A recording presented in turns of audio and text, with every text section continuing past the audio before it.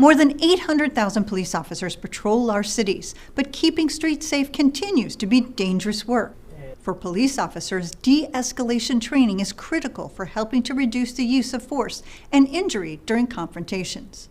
But preparing for peaceful outcomes to encounters can be challenging when officers can find themselves in a variety of scenarios.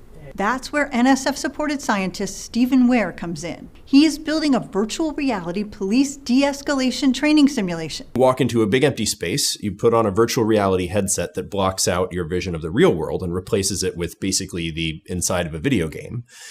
You're playing as a police officer, and it's your job to take a potentially dangerous situation and de-escalate it. So calm everything down, deal with any citations that need to be given out or arrests that need to be made without letting the situation escalate into something violent or dangerous. The difficult task is creating an environment that is both immersive and realistic. The scenario is a traffic stop. So you've pulled someone over for erratic driving, and you find out that maybe they have a restraining order against someone. You have to figure out if that person is the passenger. You're not legally allowed to ask the passenger for their identification. So how do you confirm that the driver is safe?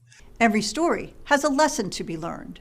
A story is basically a sequence of events, and not just any sequence of events will do.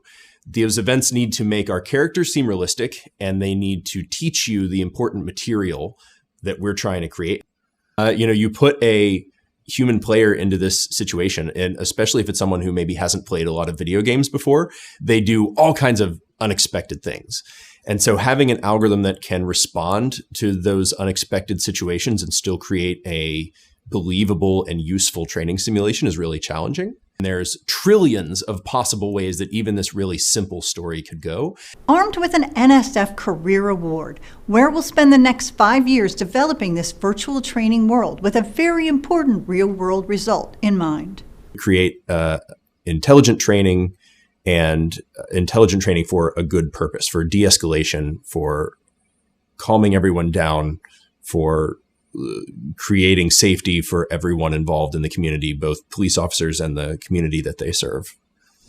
Our oceans are teeming with life, but that's not all. At low levels, heavy metals, naturally occurring elements such as cadmium, mercury, and lead are also found here, and some are even essential nutrients for ecosystems. But at increased levels, occurring mainly due to human intervention, they threaten human, animal, and ecosystem health. Today, detecting and analyzing these pollutants in coastal waterways is cumbersome and requires lugging water samples taken in the field back to a lab while taking measures to ensure samples are uncontaminated. That is why, through the established program to stimulate competitive research, NSF-supported researchers at the universities of Alabama and Southern Mississippi have created an easier way to detect harmful levels of heavy metals in water right at the source. Their polymer-based, ultra-sensitive detection and discrimination sensing technologies, when tested on samples from the Deepwater Horizon oil spill in the Gulf, a spill that released heavy metals into the environment, proved to be simpler, as sensitive, and more rugged than existing techniques.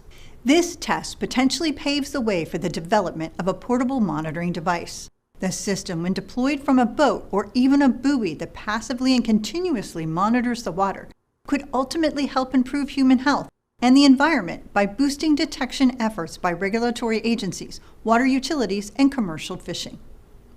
Be sure to subscribe and click the like button for more research news.